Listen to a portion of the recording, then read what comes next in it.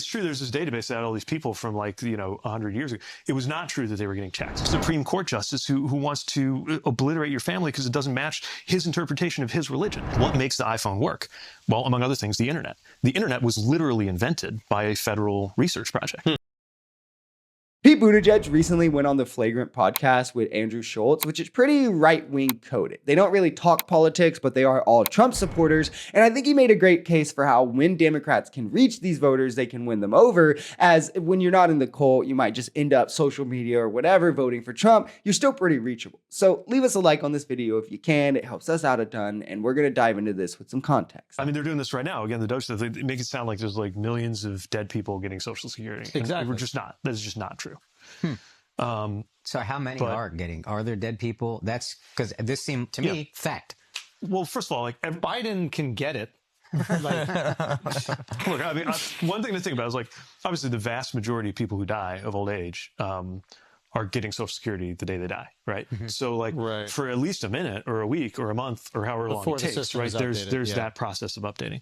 But part of it had to do with how the database was built, and you just didn't necessarily remove everybody from the database. It didn't mean they were getting money, but it meant they were in the database. And so you could twist that into looking like this is what the president did in his speech. It's true there's this database that had all these people from 100 years ago. It was not true that they were getting checks, okay? Wow. But he said the one part. That's good. And your brain fills in the blanks. And now you think, oh shit, there's millions of people who are 150 years old getting checked, which is not true. I think this part really highlighted how misinformation won this election, in large part because the apparatus kind of switched to social media, where conservatives have complete dominance and control that allowed them to control media narratives in this country. They also have the largest mainstream media news station. They've largely always controlled media narratives, and they can get away with just lying, right? I mean, when Trump says a lie, it gets blown off by media. When Biden stumbled, it gets broadcasted for 2 weeks straight. And this guy says that this thing is a fact that objectively isn't. So it's wild considering that because of how many times Republicans can beat this into your head with their different media apparatuses,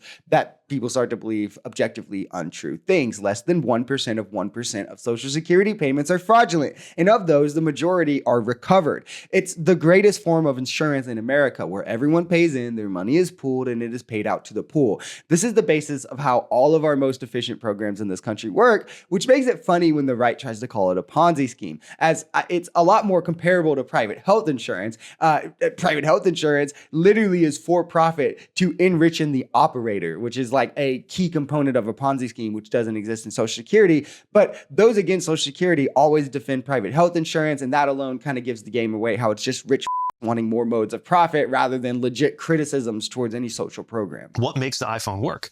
Well, among other things, the internet. The internet was literally invented by a federal research project. And it would never have been possible to invent the internet with a private company, because you wouldn't have got the kind of capital return, even though it's $1 trillion idea or a multi-trillion dollar idea. Companies can do multi-billion dollar ideas, but $1 trillion idea, like inventing the internet, that requires basic research. And that's the kind of thing the government's supposed to do, among many other things. It requires basic research? What is that? Yeah, by basic research, I mean things that are so fundamental that you actually don't know for 50 or 100 years if they're going to have a return. They might never work out. Oh, right? Yeah. You can't look at it as this thing is going to be profitable. It has to be so it's different benevolent from endeavor for society. Yeah, it's different from research on like a pharmaceutical company researches a new medication, expecting that they're going to there's going to be a return in the next 10, 20 years. Right, at least kind of within the kind of profit horizon. But public parks is another version of this and stuff like that. Yeah, you can't privatize the public park. Right. This is the whole idea of public goods. Right? This is why we have governments, why we collect taxes. God, we're turning into such libs already, dude. And they're seeming like liberals because it's impossible to have this conversation existing inside of reality without conceding the immense benefit that taxation provides, which is why every developed country ever literally has done it. And from that, you can extrapolate how less taxation equals less good for all of said society, and instead more good for the few with insane wealth. We also just see this play out in real time. Wealth inequality expanded after Reagan's tax cuts, after Bush's tax cuts, and Trump's tax cuts. However,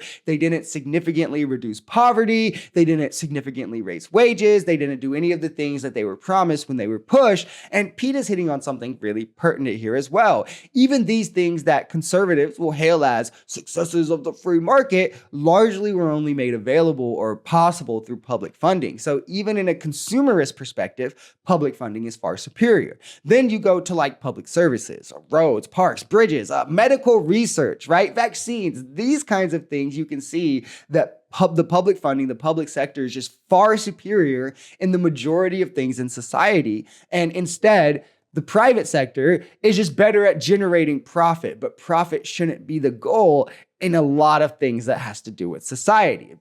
Progress can be hindered by profit. If something would benefit mankind, but it's going to cost more to make it than you could sell it for, the private sector would never touch it, which is why you see them barely do cancer research funding as a real world example. I want you to be able to get up in the morning, and the first thing you do is you commute to work, and by the way, if you're on an EV, I want that to be affordable for you, or if you're on public transit, not to get back into the subway situation, but I want you to have good public transit to get to where you're going. And then when you get to that job, I want you to be paid well. And if you're about to have a kid, I want you to know that you're going to have parental leave when you have that kid. And if you don't want to have a kid, I want you to have the right to choose whether to have a kid, which means access to birth control and abortion and those things that give you the freedom to decide on that. And if you already have a kid, when you pick them up at school, I want that school to be good, not having its funding slashed while they set fire to the Department of Education. And then when you get home, I want you to be in a neighborhood that is safe and where you can breathe the air, because we didn't let them get rid of the Clean Air Act. And you don't have to think for one moment about whether the air you breathe or the water you drink is clean and clear, which actually takes a lot, because it means the government has to constrain those actors that would make you unfree by polluting the air and polluting the water. And then when you go to bed, I want you to know that your family's going to be fine, even if it's family like mine, despite there being some Supreme Court justice who wants to obliterate your family because it doesn't match his interpretation of his religion. And to be clear, that's all a baseline that should be guaranteed to you. You work, you contribute to society, and society contributes back to you from your ability to those with the need. And only one party in this country thinks that if you work, you shouldn't struggle to eat. You shouldn't struggle to afford your home. You shouldn't have to spend 25% of your income on childcare, or make less than the cost of living in your city, or worry about your electric or gas bill or getting shut off because you didn't pay the bill, or sending your child to an underfunded school where gun violence can happen in an underfed belly because they don't provide them lunches. While the other party is okay with you suffering through all of these things if you don't pull yourself up by the bootstraps, make the right investments, and work 60 hours a week for sub-minimal wages. And the more we can do exactly what Pete is doing here and sell that for what it is in comparison to the insanity that MAGA wants, rather than having to spend all of our time battling the right-wing misinformation like we had to spend this election doing, the less competitive these elections become. Just think of it like this.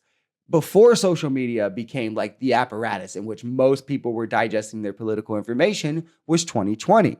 We wiped the floor with Trump by 7 million votes in 2020 because Joe Biden was able to make his message in comparison to the drastic failures Trump was experiencing under COVID. And if we can do this again, rather than our allowance of Trump to spread misinformation, we can come back and win rather than lose by the few million we did this year.